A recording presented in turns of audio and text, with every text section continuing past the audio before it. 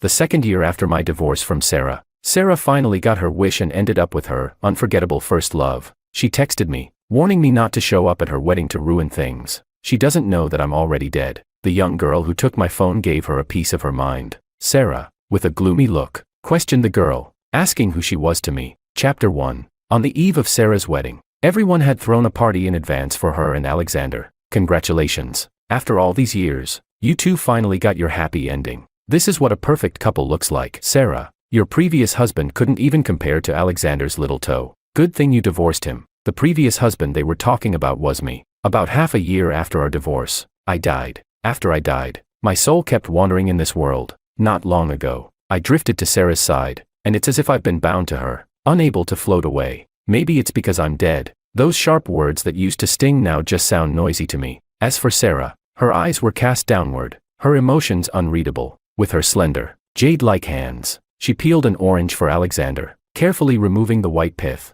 I found it surprising. Sarah was always a pampered daughter of a wealthy family. In the 5 or 6 years we were married, she never did anything like that for me. Oh, there was one time. I had a high fever, and when I woke up, I craved an apple. She offered to peel one for me. It was the first time she had responded to my feelings. I was touched back then, thinking I'd finally see light at the end of the tunnel. But halfway through peeling the apple, Alexander called, saying he was back in the country and asked Sarah to pick him up. Sarah left in a hurry. In the end, I never got to eat the apple she peeled. Alexander always liked being the center of attention. When he heard Sarah's friends talking about me, he was a bit displeased. Why bring him up on such a happy day? Alexander, try the orange I peeled for you. Sarah cooed as she fed him the orange, and only then did Alexander's face show a hint of a smile. But my existence still remained a thorn in Alexander's heart. On the way back, Alexander worriedly said, Sarah, we're getting married in a couple of days. Do you think James will try to cause trouble? It's the most important day of my life,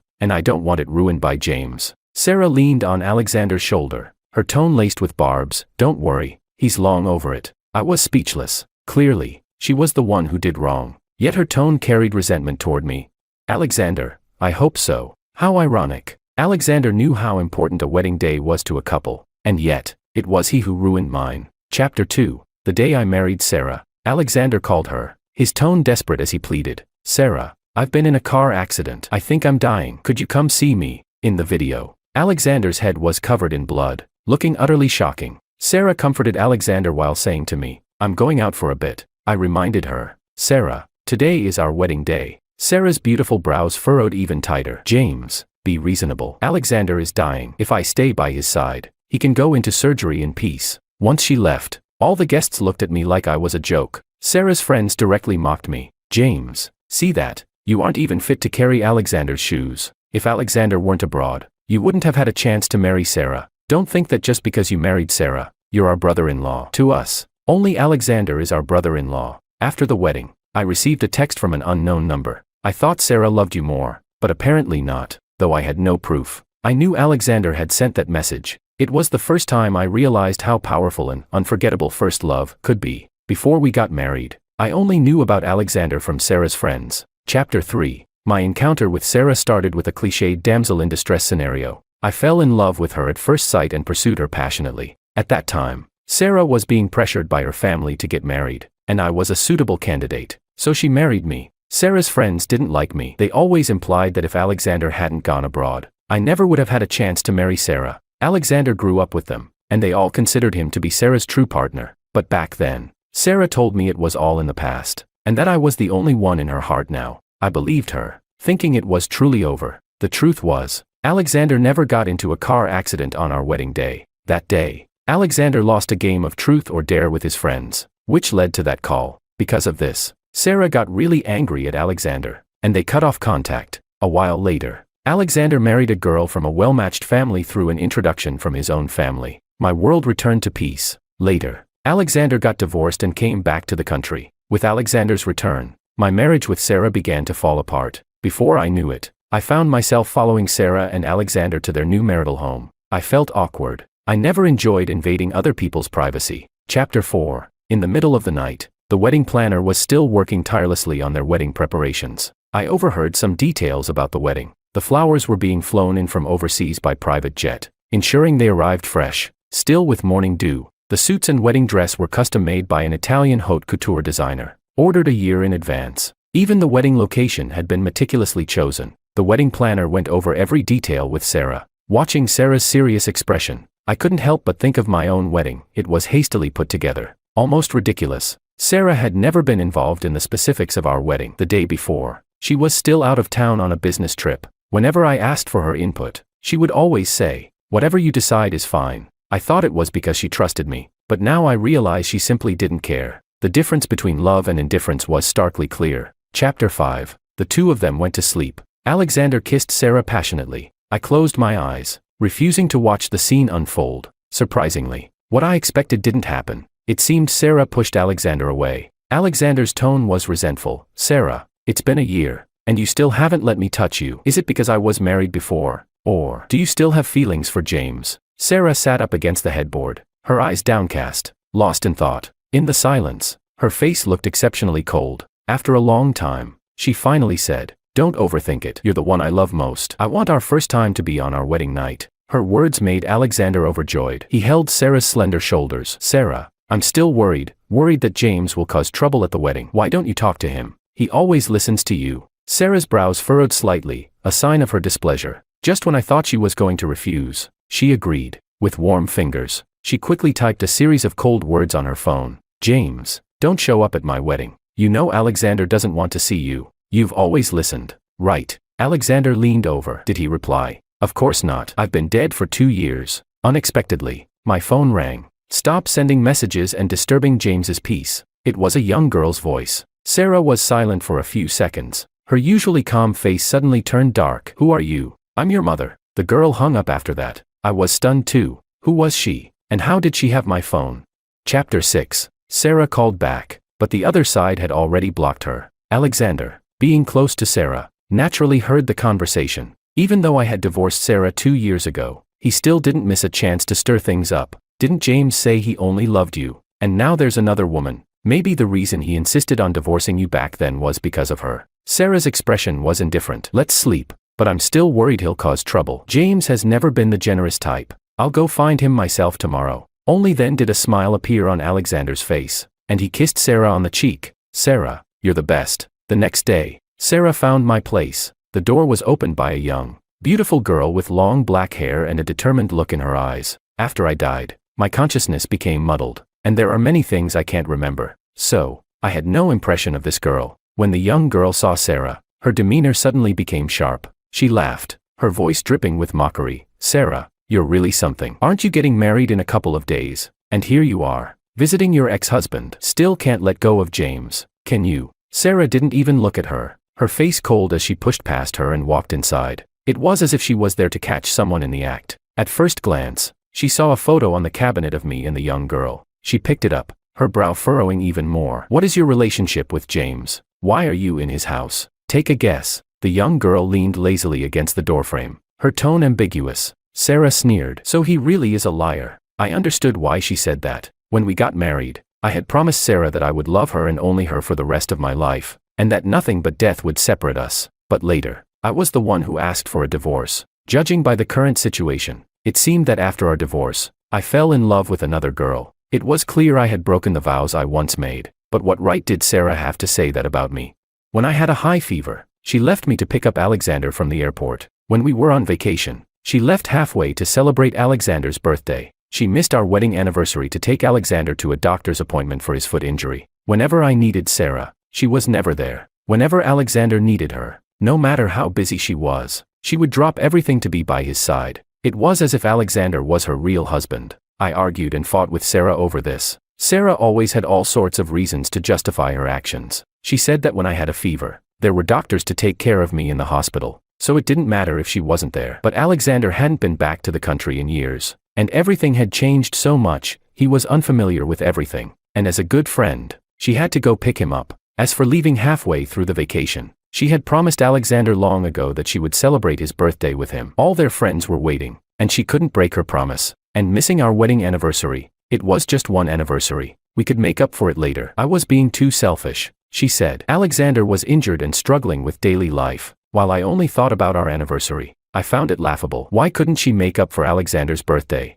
I had looked forward to that vacation for 3 months, planning for a month, but in the end, the most important person was missing. Rushing off to celebrate Alexander's birthday. When Sarah said those things, her brow was always furrowed, her eyes full of impatience, and standing next to her, Alexander would calmly apologize to me, saying he wouldn't trouble Sarah anymore. Then Sarah would comfort Alexander in a gentle tone, completely different from how she spoke to me, telling him it wasn't his fault and not to take it to heart. Alexander would nod slightly, his eyes full of triumph and provocation as he glanced at me. I was the one who was wronged. Yet in the end, I was made out to be the unreasonable one. Sarah always stood by Alexander, unconditionally. As time went on, I grew tired of arguing with her. I also realized that Sarah wasn't worth my love at all. So, I was the one who brought up divorce. At that time, she looked at me deeply. "James, are you sure about this?" I nodded. She made no effort to keep me signing her name on the divorce papers. She put down the pen and lit a cigarette. In the hazy smoke, her expression was particularly cold. She smiled, a chilly smile. "James, don't regret it." Her tone was confident, certain that I would come back and beg for her to take me back. Just like in all our previous fights, no matter how fiercely we argued, I was always the one to make amends. But she didn't expect that I would die, that I would never bow to her again. Chapter 7. You're overthinking it. I didn't come to see James because I still have feelings for him. I just want to warn him, next Saturday is my wedding day, and he'd better not cause any trouble otherwise. Sarah didn't finish her sentence, her sharp eyes narrowing dangerously, her tone carrying a hint of warning. Her words pulled me out of that memory. The young girl scoffed. "Sarah, you're giving yourself too much credit. Who do you think you are? What makes you think James would still be pining for you, waiting for you?" Rest assured, James moved on from that awful relationship a long time ago. He started a new life with me. The young girl picked up the photo, her fingers brushing over my face, her eyes softening. In the photo, I was smiling brightly at the camera. "See, he's so happy with me," the young girl said coldly, looking at Sarah. "You're just trash. Stop disturbing James's life. He stopped loving you long ago. He hates seeing you." Got it. Sarah was proud and arrogant. The young girl's words repeatedly provoked her. Sarah stared coldly at her, the veins on her forehead standing out. When her gaze fell on the photo of me and the young girl, she turned her head away, her eyes full of disgust. Finally, "Shut up." Sarah grabbed the young girl's collar, her eyes burning with anger. The young girl restrained her smile, slowly prying Sarah's hand away. "Is this the extent of Madame Shen's tolerance? When you were being ambiguous with Alexander, did James ever go after him?" "No." "Right." Sarah's brow furrowed tightly, her patience running thin. "I was just friends with Alexander back then. It was James who was narrow-minded and overthinking things." "Oh, really?" The young girl smiled maliciously. "Well, there's no need to overthink this. I'm James's girlfriend. You." It was rare to see Sarah lose control like this. She was always the one who pushed me into becoming someone obsessed with love, but I knew in my heart, Sarah didn't love me. Her anger now was merely a manifestation of her possessiveness. Sarah was confident and arrogant. She was sure that I was hopelessly in love with her, that even after leaving her, I would still be pining for her and would never start a new relationship. To her, I wasn't a lover, I was her possession. She never imagined that one day, not only would I move on, but I would also be with someone else. To her, that was a betrayal. As I expected, Sarah quickly calmed down. She even had the presence of mind to lower her eyes and smooth out the wrinkled sleeve from the argument. She became aloof again. "James and I are divorced. Whoever he's with is his choice, and it has nothing to do with me. I'm not here to argue with you today either. Have James come out and see me. As long as he promises not to attend my wedding, I won't bother him again." Her tone was very calm. In her words, it was as if I were a complete stranger to her. The young girl restrained her smile, her tone indifferent. "You can't see James anymore. He's dead." Chapter 8. Unexpectedly, upon hearing the news of my death, Sarah actually laughed. "You said he's dead?" The young girl raised an eyebrow, her gaze toward Sarah filled with hostility. "You think that's funny?" Sarah walked into the dining room, where a freshly made pot of soup sat on the table, still steaming. "You say he's dead, then who made this? He's good at making soup, and this one clearly has his touch. Are you trying to make a fool out of me? Do you think this is amusing?" Sarah stared coldly at the soup. Whatever she was thinking about darkened her expression. After a long time, she said, "James loved cooking for me. There was a time when he suddenly stopped cooking, claiming he didn't like it anymore. But now, he's happily making soup for you." She scrutinized the young girl, speaking each word with emphasis. "You two must have been fooling around back then." Her gaze at the young girl was full of malice, as if the girl and I were adulterers. I was furious, giving Sarah 2 slaps in the air. I loved Sarah for 7 years, with all my heart. In the end, she doubted me, accusing me of cheating on her. It made all my devotion seem like a joke. How ridiculous. Clearly, the one who had been emotionally entangled with someone else during our marriage was Sarah. Not only did she not reflect on her own actions, but how did she have the right to doubt or accuse me? Did she not know why I stopped cooking for her? I loved experimenting with different recipes, especially enjoying the happiness on my loved one's face when they tasted my cooking. Sarah loved my cooking. Once casually complained that the food her secretary ordered wasn't as good as mine. I took it to heart. I happened to be on vacation then. So every day I went to the market early to buy the freshest ingredients, made 3 dishes and a soup, and delivered it to Sarah at noon. Then one day, Sarah told me not to bring her lunch to the office anymore. She said I was working hard enough cooking every day, and that the driver could take care of the deliveries. I thought she was being considerate of me, until one day, the driver took a day off because his child was sick. I delivered the lunch again. When I entered the office, I saw Alexander was there too. He smiled as he took the lunchbox from me. "James, what delicious meal have you made for us this time? Braised prawns, sweet and sour ribs, stir-fried lettuce in oyster sauce, and spinach egg soup, all my favorites. Thank you, James." On the other side, Sarah was still working on some documents. Alexander skillfully set the table, playfully tossing a crumpled piece of paper at Sarah. "Workaholic. Time to eat." Sarah rubbed her tired forehead, smiling slightly at him. In a moment, when she saw me, her smile instantly faded. "James, why are you here?" My nails dug into my palms as I calmly replied, "The driver is off today." "Oh, if there's nothing else, you can leave." Her tone made me feel like I was a servant to be summoned and dismissed at her whim. After I left, I learned from her secretary that Alexander had been working nearby and had been eating with Sarah for some time. I did the math. The time Alexander had been eating with Sarah was exactly when she told me not to deliver lunch myself. I was nothing but a fool. I thought she was considerate of me, but in reality, she just didn't want me to intrude on her time with Alexander. When I got home, I confronted her. I questioned her. "Sarah, what do you take me for?" "Alexander's cook. Whatever he wanted, you had me make it. I used to wonder why you suddenly wanted more seafood when you never liked it. Turns out it was for him. You asked me to make more food. I thought you wanted it, but in reality," my voice choked, unable to continue. I had been so happy making meals for Sarah, but after learning the truth, I felt nothing but disgust. But Sarah, being Sarah, always managed to stand on some moral high ground. She said Alexander had stomach issues and loved my cooking. Making one dish or two, what difference did it make? Why was I so upset? I asked her why she couldn't be honest from the start. Why hide it from me?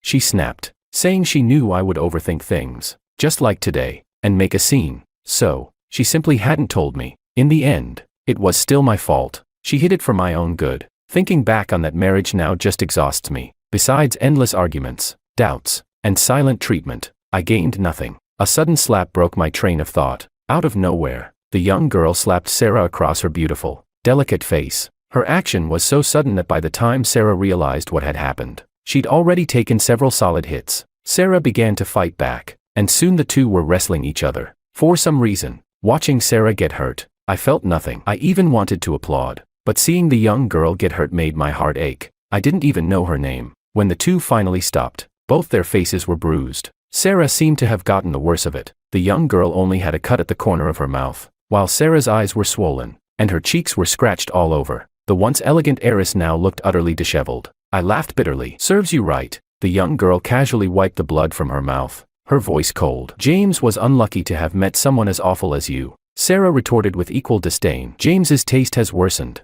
falling for a delinquent like you. He's a liar, and you're a thug, a perfect match." She continued, "When are you two getting married? I'll be sure to send a gift to congratulate you on your miserable union." The young girl glared at her, her body radiating hostility. "Don't you understand? He's dead." Then the soup. I made the soup myself. Sarah still didn't believe it, but she knew that with the tension between them, she wouldn't get anything out of the girl. With a cold snort, Sarah threw out a final remark. "Tell James that if he dares to disrupt my wedding, I won't show him any mercy." With that, she slammed the door and left. The young girl stared at the door, her eyes darkening as she forced a smile. "What if I decide to ruin your wedding instead?" Her gaze fell on the photo of us, her eyes softening. "Don't worry, James. Even if you're gone, I won't let her and Alexander live happily. Alexander gave you an unforgettable wedding. I'll make sure to give him one too." She took another sip of the soup. As she drank, tears silently fell from her eyes. "It's terrible. Nothing like what you used to make." The young girl looked so sad. My heart ached deeply for her. Even though I couldn't remember her name,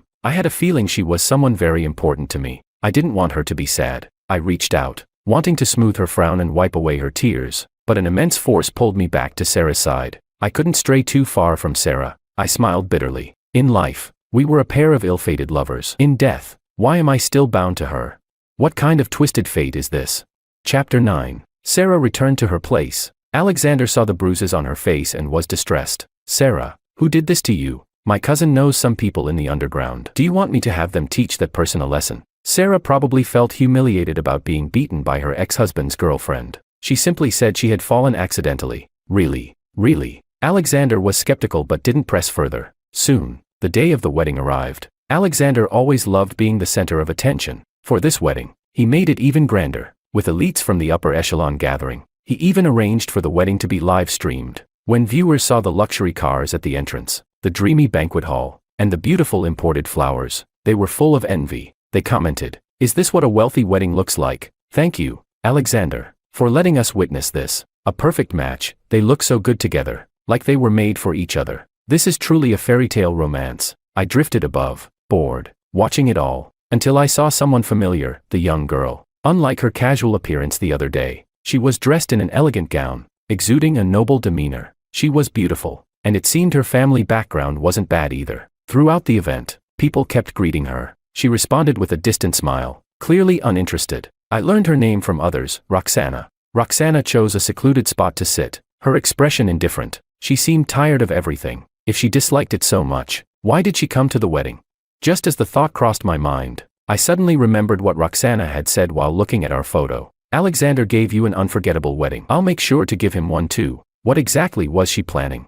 With romantic music played by the live band, the bride and groom entered. On the big screen in the center of the stage, photos of their journey together were displayed. The online live stream was flooded with comments like, "Perfect match," "Made for each other," and "Fairy tale love." At that moment, a strange smile appeared on Roxana's face. It seemed like the show she'd been waiting for was finally about to begin. Sarah was also acting strangely. She had married the men she loved, yet she didn't look happy. She was smiling, but if you looked closely, the smile didn't reach her eyes. Her gaze kept darting toward the entrance, as if she was waiting for someone to arrive. In that instant, I had a ridiculous thought. Could she be waiting for me to crash her wedding?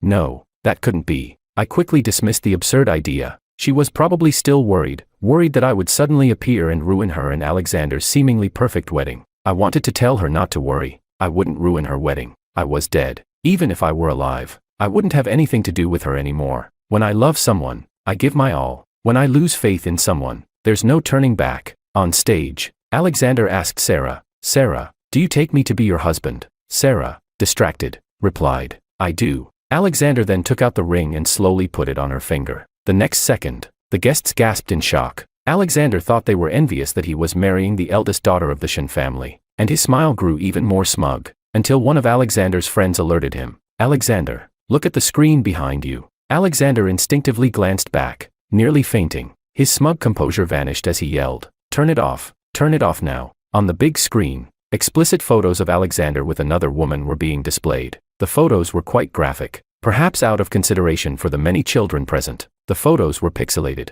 For the convenience of the gossip-hungry, the photos even had dates marked on them. March 6th of this year. Alexander was already engaged to Sarah by then, wasn't he? Wow. Alexander cheated. So, Sarah's been cheated on. Alexander's and Sarah's childhood friends were just as shocked. They were Alexander and Sarah's #1 shippers. Back when Sarah married me, they were unhappy and sarcastic. Now, seeing Sarah and Alexander together, they were overjoyed. The release of Alexander's photos shattered their fantasies. They looked furious. "Shut up, all of you. Shut up. I won't let you say that about Alexander. He's a good man." There must be some misunderstanding. The guests, all respected figures, weren't going to humor them. They sneered. A good man cheats on the eve of his wedding. Misunderstanding. What? Was Alexander forced to cheat? Look at the photos, he's clearly enjoying it. You all must be such great friends of Sarah. Alexander cheats on her, and you're still defending him. The reaction of the live stream audience was even more intense than that of the guests. Wow, the ship I just started supporting has sunk already.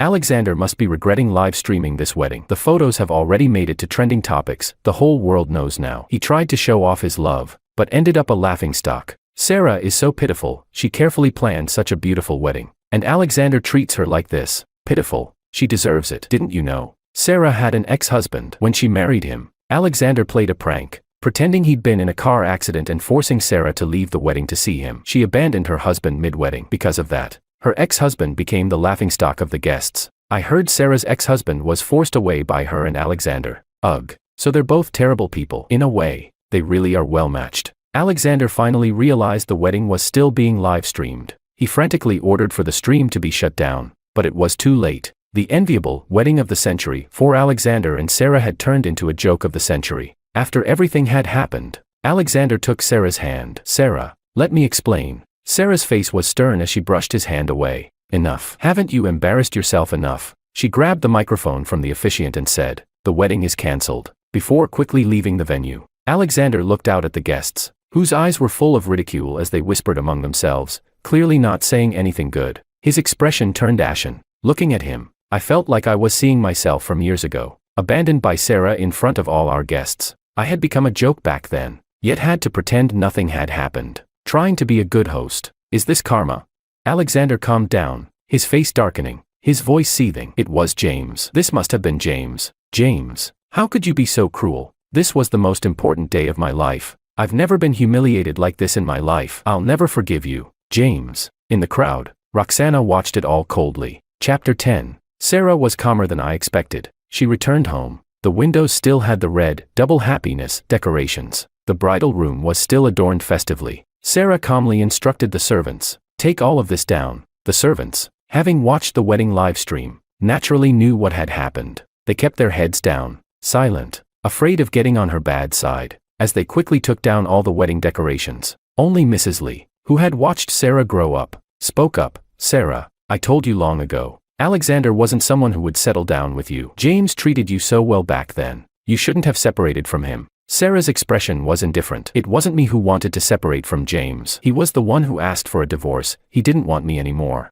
Don't speak up for him. He's just a liar. He chased me for so long, promised me forever. But after just 5 years of marriage, he gave up on me, not even long enough for the 7-year itch. All these years, he hasn't called me once, and now he's moved on with another girl." Her tone carried a lot of resentment toward me. Mrs. Lee countered, "Well, you broke his heart when you were in that car accident. He took care of you day and night for 3 months. You ended up recovering well, but he lost 10 pounds. When he was sick, during your anniversary, on his birthday, all those times you should have been by his side. Were you?" Sarah reflexively argued, "I was busy spending time with Alexander." Sarah's voice turned hoarse. "I thought we had a long life ahead of us. Missing 1 or 2 important days wasn't a big deal. Besides, I explained repeatedly that Alexander and I were just friends. It was James who was too petty, always making a fuss and picking fights." Mrs. Lee laughed in disbelief. "You make it sound so simple, that you and Alexander were just friends. But every time James needed you most, you abandoned him to be with Alexander. James treated you like his wife, but did you treat him like your husband? I still remember, whenever you attended events, your date was always Alexander, never your husband, James. Some people even thought Alexander was your husband." Sarah frowned. "James didn't want to go. Did he really not want to go? Or was it because every time he went, your friends would bully and mock him when you weren't around? Over time, he just stopped wanting to go." Sarah instinctively retorted, "They didn't mean any harm, they just liked teasing him." Teasing. The person being teased has to be willing. James didn't like their so-called jokes. If you truly respected him, you should have stopped them. Sarah pressed her lips together. "You don't understand. The favored are always fearless. You relied on James's love and constantly hurt him. You never thought there'd come a day when he'd had enough, when he wouldn't want you anymore." "Enough," Sarah shouted, cutting Mrs. Lee off. "My relationship with James is none of your business. If James still had feelings for me, he wouldn't have ruined my wedding today." She picked up her phone, confident. "Believe me, if I call him to ask to reconcile, he'd agree in 3 seconds. Seeing Sarah's confidence, I couldn't help but laugh. Sarah really thought highly of herself, as if she were some great prize. Did she think I'd come running back with my tail wagging if she crooked her finger? I wasn't that pathetic.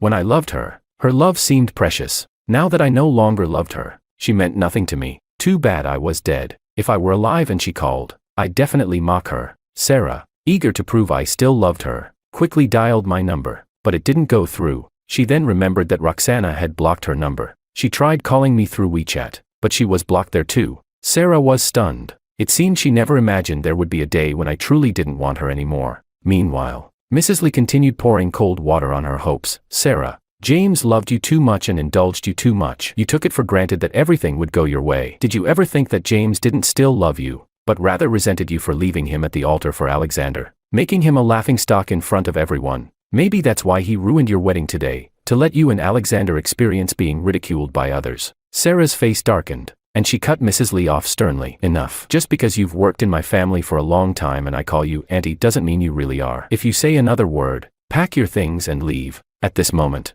Sarah was clutching her phone tightly, radiating hostility. She looked even angrier and more terrifying than when she'd found out Alexander had cheated on her. Mrs. Lee sighed, shook her head, and left. Chapter 11. Sarah locked herself in her room, probably to calm herself down. Everything that had happened today had overturned her understanding, both Alexander's betrayal and my indifference towards her, but someone was determined to disturb the facade of calm she was trying to maintain. Sarah's friends called her one after another. The ridiculous part was that none of them called to comfort her, they were all calling to defend Alexander. Sarah, we've known Alexander since we were kids. We know what kind of person he is better than anyone. He's a good man, and this must be a setup against him. Sarah, you two have come such a long way together. You can't just give up on marrying Alexander because of this. Sarah, yes, Alexander has hurt you in this situation, but this is the hardest time for him. Everyone is mocking him, watching him become a laughingstock. As the person Alexander loves, you can't add to his troubles. Sarah listened and responded with a mocking smile. She simply said,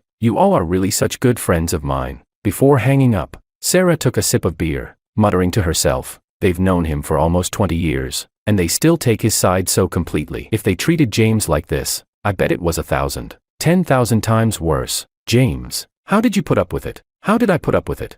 Of course, it was because I was blind back then and still loved Sarah. I knew Sarah and that group had been friends for years. I didn't want to make things awkward for her, so I avoided any direct confrontations and only mentioned things to Sarah privately. I thought Sarah would stand up for me, asking her friends to show me some respect. Instead, Sarah merely reassured me, saying her friends were just a bit mean and had no ill intent, telling me not to take it to heart. Everything she said was an excuse for her friends. She had no intention of standing up for me. Logically, I should have argued back. Her friends made it clear they thought I was beneath Alexander, that I'd only married Sarah by some stroke of luck. How was that not malicious?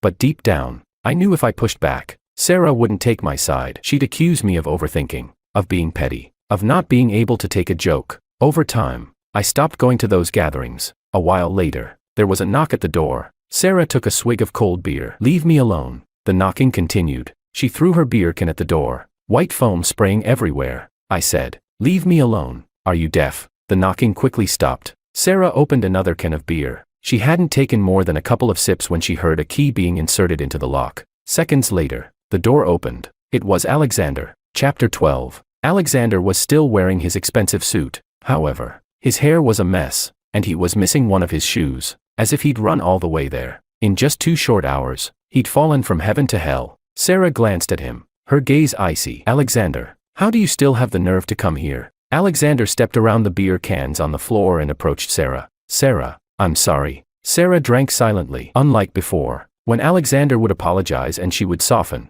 no matter what awful thing Alexander did, she would always forgive him. Seeing Sarah ignore him, Alexander completely panicked, his face growing paler. He tried explaining, she was my ex. We broke up long ago. We ran into each other at a bar recently, had a bit too much to drink, and weren't thinking clearly. That's the only reason I did something that hurt you. I swear, you're the only one in my heart. I never meant to betray you. Sarah lifted her eyes, her voice calm. Never meant to. Those photos clearly showed you stayed in contact with her after we got engaged. Alexander faltered, a trace of resentment in his expression. Sarah, we've been together for over a year, and you've never let me touch you. I'm a man, I have needs. I truly only love you. I even told her that once we got married, I'd cut ties with her. Please, forgive me this once, and let's move forward together. Alexander tried to grab Sarah's hand, but she pulled away. Her side profile was cold and unyielding. Let's cancel the wedding. I will still proceed with the investment I promised your family, but let's part ways amicably. Alexander's face froze. Are you serious? What do you think? The way Sarah looked at Alexander was full of disdain. Alexander turned his head, unable to meet her eyes. After a while, he said, Sarah, you can't do this to me. If you leave me, I'll be the laughingstock of the world. Sarah looked at him deeply and let out a derisive laugh, as if mocking Alexander's selfishness. How could Alexander not consider that if Sarah overlooked his past mistakes and stayed with him, she would become a subject of scorn among high society? Sarah pressed her lips together, refraining from mocking Alexander for his self-centeredness. She simply said, Alexander, I don't enjoy being cheated on. Alexander asked, if it was James who got exposed for cheating during your marriage, would you also be this determined to divorce him? Alexander must have been furious to ask such a question. In Sarah's heart, I meant nothing. If I had cheated on her, she probably would have been thrilled, then she could openly be with Alexander. James wouldn't cheat on me. That was Sarah's answer. Alexander laughed. Sarah, don't think I don't know. Even after divorcing James, you've been waiting for him to come back, to reconcile with you. That's why you never let me touch you. Once I did, you and he would never have a chance again. Even when you knew James was with someone else, you still waited, didn't you? Otherwise, why were you glancing at the door so much during the wedding vows? You can forgive James, but you can't forgive me. Hearing Alexander's words, I only felt it was absurd. How could Sarah possibly like me? All she did was hurt me. Even 2 days before her wedding, she sent messages just to provoke me. She told me not to show up at her wedding and ruin it, because it would make Alexander unhappy. Her words were full of disdain for me and care for Alexander. Yet, according to Alexander, her messages were meant to provoke me into crashing the wedding. What kind of twisted logic was that? Seeing that message only made me feel disgusted. I'd already started a new life, but my ex was still obsessing over me, haunting me, thinking I still longed for her. Unexpectedly, Sarah lowered her eyes, not denying anything. The beer can in her hand tightened slowly. White foam mixed with beer spilled out, wetting her hand. She always liked to keep clean, but now she didn't care about the mess. I couldn't see her expression clearly, but I knew she was furious, really, deeply furious. Alexander kept talking, his words continuously provoking her. Sarah, can't you see reality? James doesn't want you anymore. I'm not James, I'll always be by your side. Sarah, forget about what happened. We can. Before Alexander could finish, Sarah slapped him. Alexander, have I ever told you how annoying you can be? Alexander's eyes widened in shock. He never thought the always compliant Sarah would do this to him. Chapter 13. In the end, Alexander stumbled away. Sarah locked herself in her room for 3 days. She drank a lot, her hair was a mess, and she smelled, a far cry from the dignified heiress she used to be. On the 4th day, she got up unusually early. She took a shower, put on a long dress, and became the familiar eldest daughter of the Shen family again. It seemed she had come to terms with some things, and her mood had improved. After enjoying a hearty breakfast, Sarah left the house. She passed a flower shop and bought a large bouquet of roses, red as fire. Then, Sarah went to my old house. Sarah knocked politely, and it was Roxana who opened the door. Look who's here, the heiress who got cheated on. Roxana sneered. Her gaze fell on the roses in Sarah's hand. Did you remember how good your ex-husband was, and come to beg for a reconciliation? Sarah remained calm, unprovoked by Roxana's words. She asked, is James home? Roxana replied, James is dead. The sky was dark, thunder rumbled, a heavy downpour was imminent. Just like before, hearing the news of my death, Sarah laughed again. Do you think I'm an idiot? Why would I believe you? If he's dead, then how do you explain the chaos at my wedding yesterday? Sarah said, he obviously still cares about me, otherwise, why would he ruin my wedding and stop me from marrying Alexander? She added confidently, you're not his girlfriend, he just hired you to provoke me. Roxana laughed along with Sarah's confident declaration. Sarah didn't understand why Roxana was laughing, but the laughter made her very uncomfortable. She frowned at Roxana, then continued, I want to see James. You won't be seeing James again. Sarah was enraged by Roxana's response. She spoke with contempt. Who do you think you are? Just because James asked you to play pretend, you think you're really his girlfriend and can make decisions for him. James is truly dead. He's been dead for almost 2 years. The one who ruined your wedding was me, not him. Roxana's tone was ice cold. What did you say? Sarah was stunned, her expression stiffening. Roxana's voice was harsh. I said, James is dead. He's been dead for almost 2 years. Thunder rumbled. A torrential downpour began. The window in the hallway was left open. The strong wind disheveled Sarah's hair, and raindrops splattered across her face, cold as ice. She shivered suddenly. Chapter 14. The fiery red roses fell to the ground, petals scattered everywhere. Such passionate flowers, yet in an instant, they were reduced to a sad state. It felt like I was looking at my own fate. In truth, I had already forgotten exactly how I died. All I could vaguely recall were my emotions during that final period of my life. After leaving Sarah, I seemed to have experienced a freedom and joy I had never known before. I was full of hope for the future. Then, my body was flung high into the air, only to crash back down, shattering completely. Sarah grabbed Roxana by the collar, her entire being radiating hostility. You're lying to me, aren't you? How could someone as wonderful as him be dead? He promised to grow old with me. Roxana's long lashes cast a shadow in the dim light. But he really is dead. She lifted her head, speaking slowly, her voice dripping with venom. And you're wrong, James stopped loving you long ago. If he were still alive, the one growing old with him would be me. Sarah pursed her lips tightly and shoved Roxana away. Storming into the house, she threw open every door, even the closet doors. She muttered to herself, "James, come out. You ruined my wedding. So why won't you face me now? I don't blame you. I've always had feelings for you. I've been waiting for you to come back to me. I never imagined you'd be this stubborn.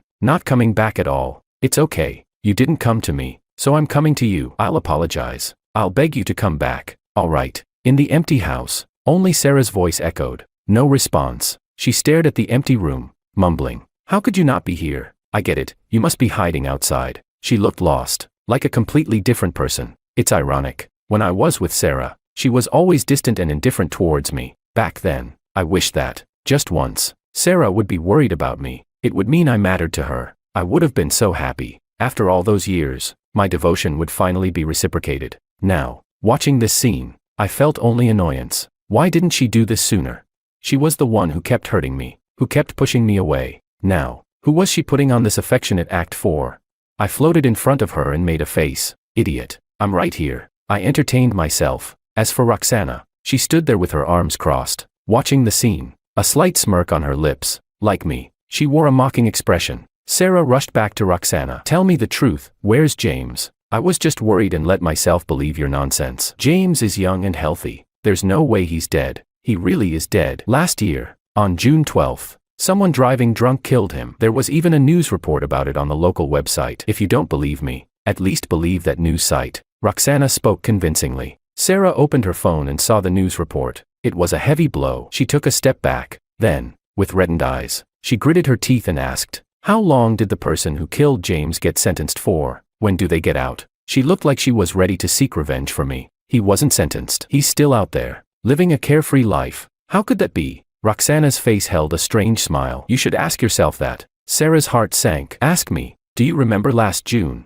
when Alexander came to you saying his cousin Lucas had gotten drunk and made a mistake? He said they wanted a top lawyer, but the lawyer refused to help. So he turned to you because your family is close to that lawyer." Sarah was a smart person. She understood immediately. "Are you saying it was Alexander's cousin who killed James? Thanks to your help, Lucas only had to pay some compensation. He's still out there living his carefree life." Roxana's eyes turned red as she spoke, and she slapped Sarah across the face. "But James is dead." Sarah didn't dodge. It was as if her soul had been extracted, leaving an empty shell. Roxana looked at her and suddenly found it all meaningless. She sat down on the sofa, sneering. "Who are you putting on this affectionate act for now? Why didn't you do it sooner?" I agreed. "Exactly, why didn't she do it sooner? I've been dead for almost 2 years. In these 2 years, her business flourished, and her love life didn't falter. She dated Alexander, fell in love, got engaged. If it weren't for Roxana's intervention, she would have walked down the aisle with Alexander and lived happily ever after. During all of this, she never asked about me. If she had even the slightest feeling for me, if she'd inquired about me even a little, she would have known I was already dead. Is death some kind of love potion? Why is it that as soon as I died, she suddenly became infatuated with me? How ridiculous. All those years we were married, I couldn't warm Sarah's heart, but now that I'm dead, she's suddenly this devoted lover. It makes everything I did seem like a joke. I won't let them get away with this." Sarah clenched her fists, her nails digging into her palms, the metallic smell of blood in the air. She staggered away. Roxana watched her leave and then gently wiped the photo of us. "James, everyone who hurt you will be punished. Will that make you happy?" I reached out, wanting to smooth the furrow in her brow. "I'm not happy, not at all. More than revenge. I want Roxana to forget me and move on. Even though I don't remember her anymore. Seeing her in pain still makes my heart ache, but she never forgot me. How much pain must she be in? She lives in the past, and her future is nothing but revenge for me. Roxana is like someone about to drown in a lake. She pulls down everyone who hurt me, one by one. But what happens after she pulls them all in? Will she climb out and start a new life? Or will she let herself sink?" I whispered, "I'm sorry," to Roxana. She did so much for me, yet I can't even remember the role she played in my life. I opened my arms, wanting to hug her, but before I could touch her shoulder, a force pulled me back to Sarah's side, and so, I watched as she avenged me. Chapter 15. Sarah could be incredibly kind to someone, but when she turned her back on you, it was terrifying. The Alexander family business was a joint venture founded by Alexander's father and his brothers. The Chu family had been struggling in recent years, constantly losing money. In a desperate move, they decided to transform their business and started a new project, investing almost all their funds and even persuading Sarah to invest. Halfway through the project, Sarah withdrew her investment. With the funding chain broken, The project came to a halt, and the Chu family was on the verge of bankruptcy. Sarah then added fuel to the fire. With her influence, it was only a matter of time before the Chu family went bankrupt. Alexander sought Sarah out to plead for mercy, but he couldn't even get a meeting with her, nor could he contact her. The Sarah who had always been there for him now retracted her indulgence, suddenly becoming unapproachable, which filled him with deep fear. Alexander then went to Sarah's friends, hoping they would intercede on his behalf, but even they said they couldn't help. Many of them were barely holding on themselves. Sarah acted like a mad dog, not only targeting Alexander for betraying her but also going after those friends who had spoken on his behalf. The Shen family was powerful, and although her friends' families were wealthy and owned companies, they were no match for her. Sarah's relentless attacks, disregarding any financial loss, left her friends unable to cope. They apologized to Sarah, but she only said, "It's too late, and I'm not the one you should be apologizing to." Those former friends who had once stood up for Alexander began to resent him. "You betrayed Sarah, and we said a few good words for you, and now we're suffering because of it. I think it's best if we cut ties. Let's all just move on. Take care of yourself." With that, they hung up. When Alexander tried calling again, the line was dead. Once adored by everyone, Alexander suddenly became someone everyone despised. I wonder if, in his current situation, Alexander ever thought of me. After his return, with his manipulations,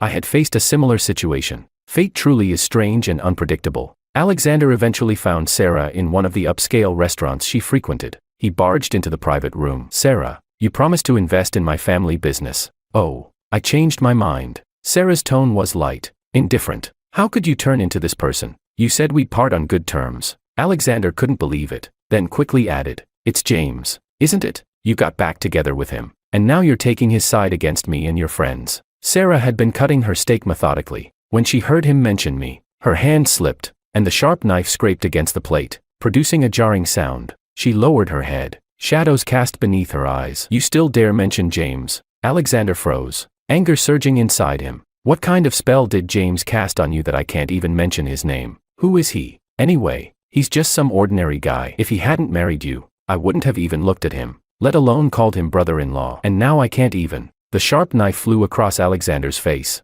leaving a shallow cut. Alexander's trembling hand touched his cheek. Blood. His eyes widened. "Sarah, you dare hurt me? Are you crazy? I warned you, you aren't worthy of mentioning James. Why can't you just listen?" Sarah's lips curled, but her eyes were icy, devoid of any mirth. She stood up, slowly walking toward Alexander. Alexander glared. "What are you trying to do?" Sarah bent down, picking up the knife that had fallen to the ground. The cold blade grazed Alexander's face as Sarah spoke, her eyes dark. "Such a beautiful face. Do you know, when James died, his entire face was mangled, unrecognizable. Even the best mortician couldn't restore him. He used to be so handsome." Her expression grew even darker. "After returning, Sarah had investigated the cause of my death. Late at night, I had felt unwell and went to the pharmacy to get some medicine. Lucas, driving drunk, hit me, leaving me bloodied and broken. He fled the scene. I lay on that cold road all night. It rained heavily that night. My wounds were soaked and swollen, and early morning passers-by were startled at the sight." Sarah had cried uncontrollably while looking at those records,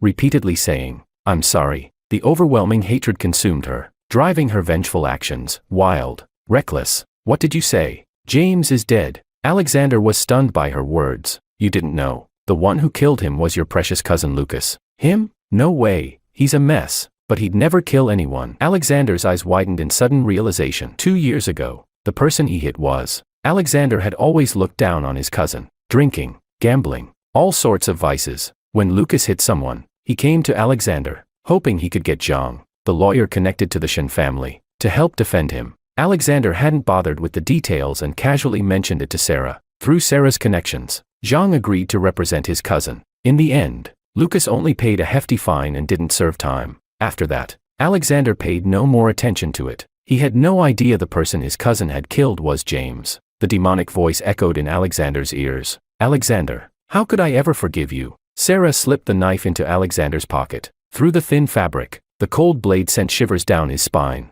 Sarah left. Alexander's face turned ashen. Before leaving, Sarah left a message. She said, "Alexander, this is just the beginning." Chapter 16. The Chu family soon went bankrupt, leaving them with a mountain of debt. The once glorious Chu family suddenly became pariahs, hiding wherever they could. Lucas had always been spoiled by the Chu family, and his crimes extended far beyond drunk driving and killing someone. The Chu family had paid to cover up his misdeeds. And that's how he had avoided legal repercussions for so long. After Sarah gathered evidence of Lucas's crimes, she reported him to the authorities. Unfortunately, Lucas caught wind of it and went into hiding before the police could find him. Sarah's friends' companies also suffered significant losses. In high society, most families do not have just one child. To persuade Sarah to show mercy, the parents of her former friends all expressed that they would not allow their children to inherit the family business. Only then did Sarah relent. Those second-generation heirs who had once been full of bravado, mocking me, were now without their inheritance. They drowned their sorrows in alcohol, becoming subjects of mockery themselves.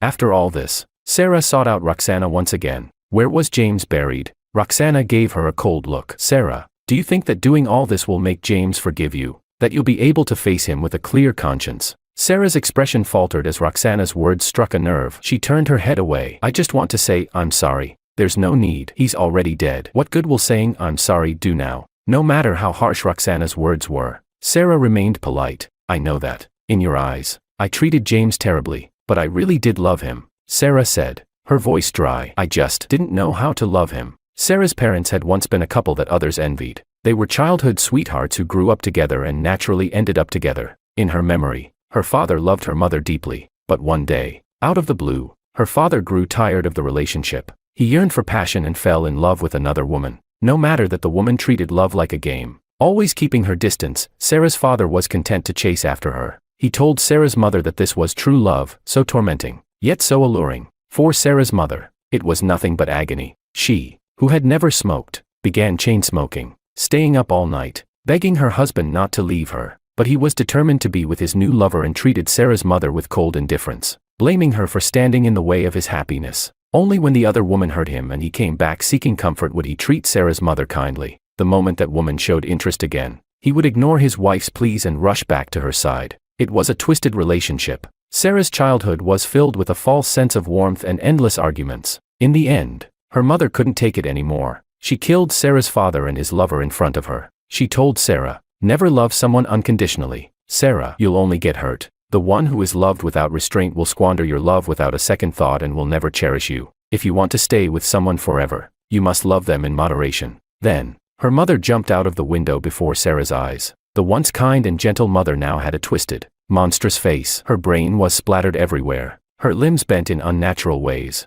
Her mother's words became a curse, haunting Sarah. Sarah, having lost both parents, felt incredibly lonely and longed for friends. She treated her friends exceedingly well, buying them whatever they wanted. One day, she was in the restroom when she overheard her friends talking. I'm so sick of Sarah, she's like a clingy shadow, always following us around. We're going to the amusement park tomorrow. Let's not tell her. Agreed. Sarah was stunned. Just one class earlier, during PE, they had smiled and taken drinks she had bought them, saying, Sarah, you're our best friend. We'll always be together. Sarah's attitude toward them grew cold, and she stopped making an effort for them. Those friends who had planned to alienate her ended up coming back, being extra friendly. Whenever she bought them something, they would be grateful beyond words. They would put their arms around her shoulders, repeating, Sarah, you're our best friend. We'll always be together. But it wasn't like before, when she gave them everything they wanted. Their gratitude had been shallow. Back then, Sarah thought to herself, Mother, you were right. This wasn't the only time it happened.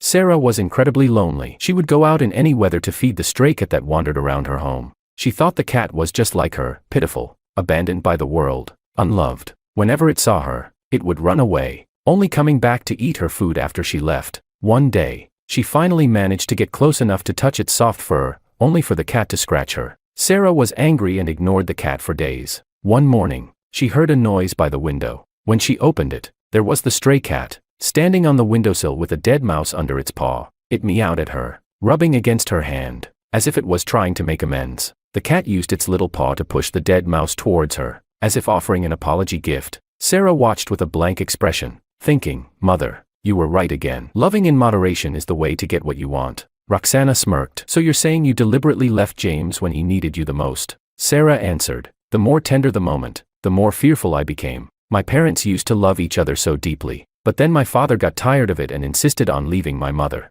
turning to another woman. Sometimes, when Sarah was falling asleep in my arms, she'd dream of her mother's twisted face, smiling grotesquely. Sarah, remember my words. Never love anyone unconditionally, you'll only get hurt. If you want to keep him forever, you must be like the sun. You can't get too close, you need to make him chase you endlessly. awakening in the middle of the night. Sarah would stare at me for a long time. I held her, looking peaceful and content. It should have been a warm, comforting scene. Instead, she wondered, how long can I have this? Would I, if she ever responded to my love, start to feel that her love wasn't anything special after all? Would I tire of her, just like her father tired of her mother? And so, she chose to be like the sun, to make me always chase her. As for Alexander, Sarah felt no romantic love for him. He always showed up at the perfect moment, just when things between Sarah and me were at their warmest, when she was most tempted to respond to my love. Closing her eyes, she would think of her mother's contorted corpse, the sneers of her old classmates, and the cat's merciless scratch. Her mother's voice echoed, "Sarah, if you want to keep someone forever, love them in moderation." So, she left. As long as she loved in moderation, I would always chase her, and we could be together for a long time. That was her thought process. Sarah said, "I never expected him to get tired too. I never imagined Sarah loved me. It was absurd, because she feared losing me. She chose to push me away again and again, to make me chase her. At the end of the day, it was selfish, to keep me." She turned a blind eye to my suffering. Roxana laughed at her words. "You're such an idiot. You think you're the sun. You're nothing but an iceberg." The closer he got, the more you hurt him. Roxana's eyes were cold. "If James hadn't loved you so deeply, no ordinary person could have endured it for that long. You hurt him for 6 or 7 years. Sarah, you disgust me." Roxana cursed Sarah, then drove her out. Sarah still didn't know where I was buried, so she had to send her people to investigate. Chapter 17. Sarah couldn't find my grave, but she did stumble upon the story of my relationship with Roxana. Roxana had a little-known blog where she casually recorded her life. Later, as I entered her life, I began appearing more frequently in her posts. Reading those blog entries, the memories I had lost started coming back to me bit by bit. Met some awful people, but also met a good-hearted fool. That was our first meeting. 6 years ago, I was traveling with Sarah. She got a call from Alexander and left, telling me to enjoy myself alone. Feeling down, I wandered to a bar and saw a group of men throw a girl out of the entrance. The girl was bruised and battered. "If you come back to cause trouble, I'll beat you to death," one of the men threatened, shaking his fist. The girl got up from the ground. "I worked here for a month. You need to pay me my wages." The men laughed. "Looks like you haven't had enough of a beating." The girl, her eyes filled with determination, tried to rush back into the bar, determined to get the wages she was owed. The men blocked her and started beating her again. She fought back, but she was no match for them. A crowd had gathered, some recording the scene on their phones, but no one stepped in to help. The girl was thrown out again, and once more she got up, trying to get what was rightfully hers. I stopped her. "Don't go back. You'll just get beaten again, and you won't get anything." The girl looked at me coldly, her eyes filled with mockery. It was as if she was saying, "It's easy for you to talk like you care about me, but my money is still gone. How much do they owe you? I'll give it to you." The stubborn girl was stunned. Then, her voice was a bit stiff. "They owe me, not you. It has nothing to do with you." I could tell she had a lot of pride, but she was clearly in need of money. I said, "I happen to need a guide. Consider this payment for guiding me." Only then did she accept my money. Before leaving, she told me, "Roxana, that's my name." I continued reading Roxana's blog. Good-hearted fools are easy to trick. I just arrived in this city and got my money stolen. I had nothing. I worked for a month, and then they cheated me out of my pay. How could I know anything fun about this place? All the guides I used were from the internet. He even praised me for being an excellent guide. Honestly, I just wanted free meals. I hadn't eaten well since arriving in this city. The good-hearted fool is really very kind. He has a lovely smile, and there's a little dimple on his cheek. Seeing the good-hearted fool upset makes me feel upset too. What else is there to do in this city? I want to make him happy every day. He finally smiled. It was worth staying up all night researching, asking locals for interesting and fun spots. I smiled. So, Roxana insisted on being my guide just to get free meals at first. Back then, I had casually made up an excuse for her to take the money and not go back to that bar, only to get beaten again. I hadn't intended for her to actually guide me. I never expected that. The next morning, when I walked out of my hotel, she'd be waiting for me. Roxana wore a clean white t-shirt, her face washed clean of blood, revealing a pretty face. Her gaze was still determined, like a little wolf. I was surprised. "What are you doing here?" "I'm your guide. If you're going out, of course, I have to follow," she said. She knew what I wanted to ask. "People who go to that bar usually stay at this hotel," I said. "No need." Roxana's face darkened, and she asked if I had never intended for her to be a guide, if the money I gave her was just charity. Seeing her pride, I feared she'd return the money and go back to the bar, so I denied it. And that's how she became my guide. I thought Roxana handled things very methodically back then, asking me if I preferred food or scenery on our trip. saying she'd made several plans overnight. It turned out those guides were all from the internet. With Sarah gone, nothing interested me. I told Roxana to decide. So, Roxana took me to many places.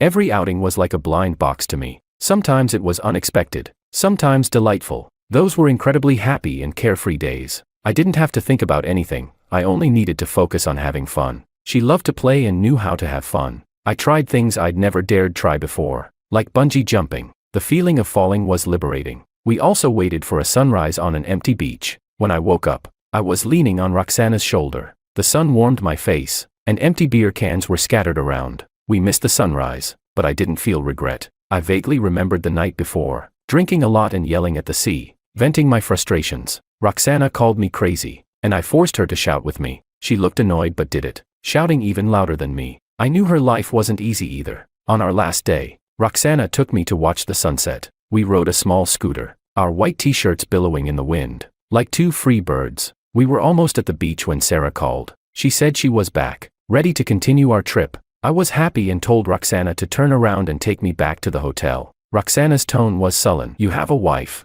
I laughed. "Is that so strange? I'm old enough. She doesn't deserve you. You've never met her. How do you know she doesn't deserve me? She's wonderful." I pursued her back then. "Because you're not happy." I hadn't expected her to be so perceptive. I smiled and said, "One day, it will be better. Once I warmed Sarah's heart, I'd be happy." But I realized later that leaving Sarah was the true path to happiness and freedom. When Roxana and I parted, she secretly slipped a jade pendant into my pocket. The pendant was something Roxana and I had seen at a market. I liked it, but the vendor only accepted cash, and I hadn't brought enough. The next day, when we went back, the vendor was gone. I never expected her to buy it for me and secretly gift it to me. I remember thinking that the pendant was about the same value as what I'd paid her to be my guide. This girl said in her blog that I was easily fooled, but she was the silliest one, accompanying me for so long. In the end, she used what she got from me to buy something for me. She worked for nothing. I kept reading the blog. Boring. Going back, Roxana had run away from home to come to this city.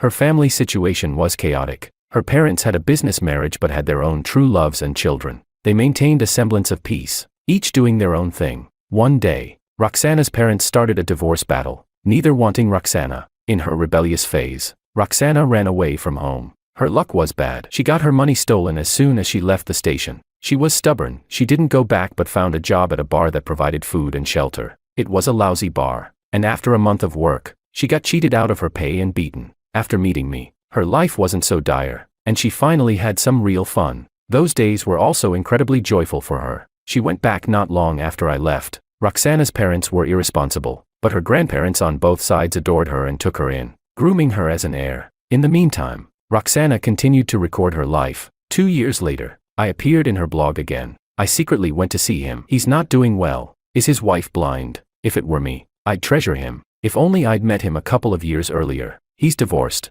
We met again. He's still so gentle. We went on a date. We kissed. My kissing skills are terrible. I wonder if he minded. I'm going abroad for a competition and have to train for a month. I hate leaving him. When I get back, I want to get engaged. That's where the blog ended. I did the math, and realized I died during her training. When she came back, I'd been dead for over 2 weeks, cremated and gone. An immense sadness overwhelmed me. In a lonely corner, the girl had spent years carefully nurturing a love that finally bore fruit. Just as she was eagerly planning our engagement, that fruit fell, rotting to the ground. She never even saw me one last time. All Roxana could do was spend a fortune buying my old house for my parents and burying my ashes in a place she'd chosen. She lived in the house we'd shared, cooking the dishes I'd cooked, endlessly reliving our time together. She was trapped in the past we had together. She should have had a bright future, but it was put on hold. Her heart was filled only with thoughts of revenge. Roxana, who was once full of life, now had her existence overshadowed by grief. Her only purpose became seeking justice for me. She dragged down everyone who had ever hurt me. I feared what would become of her once she had taken her revenge. Would she move on and live again? Or would she be consumed by her own sorrow? As I watched her, all I wanted was to comfort her, to tell her it was okay, that I wanted her to be happy and live freely, but I couldn't. I was bound to Sarah. I felt a deep pang of regret and sadness, knowing I couldn't be with the one who truly loved me and whom I had come to love back. Sarah had read the blog too, and the color drained from her face. She looked devastated. It was as if reality had finally hit her, as if she finally understood what she had lost. Her body trembled, and she even coughed up blood. Tears filled her eyes. So, I was the one who pushed James away from me. Step by step, until he found comfort with someone else. I never realized watching the one you love be happy with someone else could be so painful. She cried and laughed bitterly. James, I was wrong. I really was wrong. Roxana was right. I was such a fool. But it was too late. Her apology couldn't reach me now. I longed to return to Roxana's side, just to see her one more time, to thank her for everything. I didn't understand why fate had bound me to Sarah when my heart now ached for Roxana. I wanted nothing more than to break free from this twisted bond and find the one who truly mattered. But I was helpless, a mere shadow, unable to influence anything. The one who had loved me was hurting, and all I could do was watch. Sarah's late realization of her feelings for me held no weight. She had hurt me too deeply, and her love had come far too late. It was all just a cruel twist of fate. Chapter 18. Sarah locked herself in the house again, drinking day and night. Eventually, she drank herself into a stomach hemorrhage and ended up in the hospital. Auntie Lee came to persuade her multiple times. If you keep this up, you're going to drink yourself to death. Then so be it. Maybe I'll see James. Sarah replied coldly. Auntie Lee shook her head and sighed. If you knew it would come to this, why did you do what you did back then? During this time, my father called Sarah, daughter-in-law. Did you forget to send me money this month? I was surprised. How could Sarah have any contact with my father? My relationship with my family was terrible. My mother passed away when I was very young, and my father remarried quickly, having my half-brother. His new wife disliked me, and my father treated me poorly as well. They were abusive, and all the household chores were my responsibility. When I got into high school, they demanded I drop out to work. I refused, relying on scholarships and part-time work to finish high school and go to college. After graduating, they tried to force me to give them 2/3 of my salary, and when I refused, they caused a scene at my workplace. Unable to take it any longer, I moved to a new city and changed all my contact information. I thought I'd escaped them, but apparently, that wasn't the case. My parasitic family had found out my address long ago. Sarah had been secretly paying them off so they wouldn't come after me. I looked at Sarah with complicated emotions. Hurting me openly while helping me in secret. Why did she have to do this? Sarah spoke to my father with an indifferent expression. James is dead. You'll never be able to bother him again. So tell me, is there still a reason for me to keep sending you money? What? James is dead. Stop pretending. I know everything. Lucas gave you $2 million, and you chose to settle instead of seeking justice for James. Or rather, you never intended to seek justice for him. Your act of outrage was just to get more compensation. My father said sheepishly. We were heartbroken too, but we have to live, don't we? We raised him for so many years. It wasn't easy. A bit of compensation is only right. Sarah sneered. Raised him for so many years. How dare you say that? You're nothing but bloodsuckers who drained him dry. Well, if you won't give it, forget it, my father muttered, realizing he wouldn't get anything from Sarah, and hung up angrily. But Sarah wasn't going to let it go that easily. She was ruthless in business, and dealing with my useless father and his family was even easier. She gathered herself, drank some porridge, and gave instructions to her people. Within days, my father's family called, demanding answers. It was you, wasn't it? All our money's gone, and we're in debt. Sarah replied coldly. If you were scammed, report it to the police. Why are you calling me you? It was an investment scam. The police said investments carry risks, so they won't do anything. You knew, didn't you? How could you be so cruel? We don't even have a house now. Sarah cut him off impatiently. This is what you deserve. How much money have you taken from me over the years? After James died, you sold his house and took a large compensation. But how did you treat him? You wouldn't even buy him a proper grave. You buried him on a little hill where anyone could walk over him. It was Roxana who found me later. She moved me elsewhere, and my family extorted a large sum from her for it. My father wanted to say more, but Sarah had already hung up, with no more targets for her revenge. Sarah went back to drinking herself into oblivion. She visibly wasted away, her eyes bloodshot, her frame skeletal, as if a gust of wind could blow her over. Auntie Lee saw her like this and started crying. Child, are you trying to kill yourself? If James were still alive, he wouldn't want to see you like this. James is already dead, Sarah muttered bitterly, taking another swig. Even if he were alive, he wouldn't want me anymore. He fell in love with someone else. Days turned into weeks, and Sarah grew thinner by the day. One night, she went out to buy more alcohol. Suddenly, a man jumped out of the bushes and grabbed her. Alexander was with him. The man had a long scar on his face. It was none other than Lucas, who had been hiding out. Lucas was tired of living in hiding, and Alexander was fed up with poverty. The two of them planned to kidnap Sarah and demand a huge ransom. They hadn't anticipated that Sarah had lost her will to live. When Sarah saw the men who had killed me, rage filled her. She fought Lucas fiercely, even when he aimed the knife at her chest. The commotion alerted a security guard, who managed to capture Lucas and Alexander. That night, it poured, just like the night I died. Sarah lay in a pool of blood, a smile of relief on her face. Everyone thought Sarah wouldn't make it, including herself, but she survived, though her body was weaker than ever, and walking a few steps left her coughing. When she opened her eyes in the hospital, her expression was filled with pain.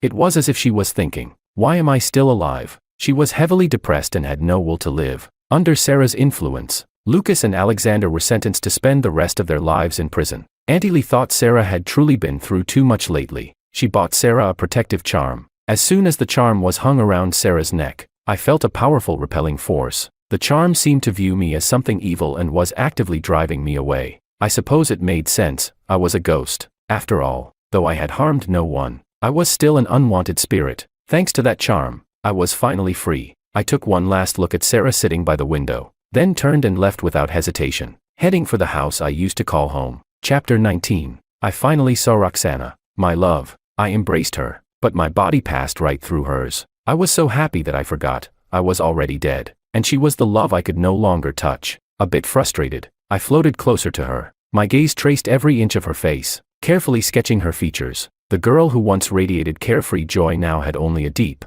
lingering melancholy. She was meant to be a bird, soaring freely in the sky, but my death had caged her in this small, square room, forever unable to leave. Roxana continued wiping the photo of the two of us. Everyone who hurt you has been punished. Are you happy? If you are, could you send me a dream? I haven't dreamed of you for a long time. Aren't you afraid I'll forget you? My eyes welled up. Forget me. Forget me so you can start a new life. But sadly, Roxana couldn't hear me. I deeply regretted the day I stopped her when she went to the bar to collect her debt and got beaten. My so-called good intentions ultimately only hurt her. Chapter 20. Roxana had taken over the family business. Her daily routine was simple: wake up, wipe our photo, and before going to work, say to my picture, "Honey, I'm going to work." After work, she never went out with friends. She would come home, force a smile, say to my photo, "Honey, I'm back," and then start cooking dinner. It was as if I were still alive. I once hoped that, as time passed, Roxana would forget me. After all, in this world,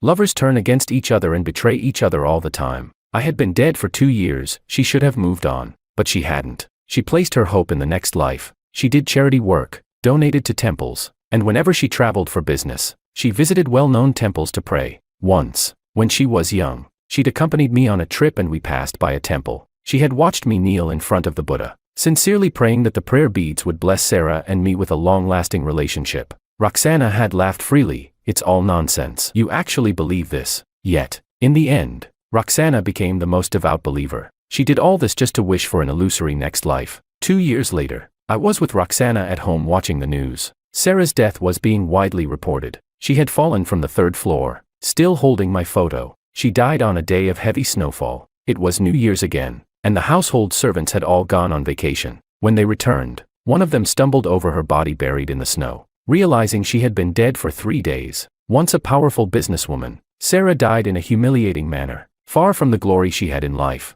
The reporters all said she had drunkenly fallen from the 3rd floor, but Roxana and I both knew she had committed suicide. She chose to die the same way her mother did, by jumping. Fate is cruel. As a child, Sarah had witnessed her mother commit suicide right in front of her, a nightmare that haunted her for life. She believed that listening to her mother would prevent her from falling into the same trap, but in the end, it was her mother's words that pushed her down the same path. There was a sad inevitability to it all. The media was filled with praise for Sarah's deep love for me. They said Sarah was lovesick, that she had stared at my photo, drowning her sorrows in alcohol, leading to her fatal fall. Roxana switched channels, smirking slightly. "What's the use of love that comes too late?" Exactly. What's the use of love that comes too late? It was all too late. When I was alive, I hadn't received much love from Sarah. After my death, all that Sarah did for me felt like a one-person performance, numb and ridiculous. The days passed quickly. In the blink of an eye, many years had gone by. Roxana had transformed from the determined girl I knew to an elderly woman with gray hair. I thought that, eventually, she would let go of her feelings for me, fall in love with someone else, and marry, but she didn't. She remained alone, working diligently, donating generously, and praying fervently. Years later, Roxana passed away. There was a relieved smile on her face, and in her hand was my photo. She seemed convinced that all the good deeds she had done, all her prayers, had reached the heavens, and that in the next life, we would meet again. I stayed beside her body. I thought, if people still have souls after death, then maybe we could meet again. But before her soul could even separate from her body, A powerful force pulled me back. I was helplessly dragged backward. I watched as Roxana grew further and further away. I sadly thought, is this fate? In life, Roxana hadn't seen me one last time. In death, she still couldn't see me. Roxana, you were right. Buddha and gods are indeed lies. Despite all your prayers and good deeds, we still couldn't meet, not in this life, nor the next. In the next instant, I found myself in an incredibly warm place, surrounded by a cozy warmth. It was so comfortable. I closed my eyes and fell into a deep sleep. Chapter 21. Some live, some die. In the maternity ward, 2 babies were born, their cries especially loud. The 2 mothers were longtime friends who had promised each other that their children would be betrothed. Shortly after giving birth, they began calling each other. I had a daughter. What about you? I had a son at 1 in the morning. Perfect. They can be a pair. I wonder if kids these days will accept arranged marriages. We're such good friends. They'll definitely get along too. And they were born on the same day. I think they're meant to be.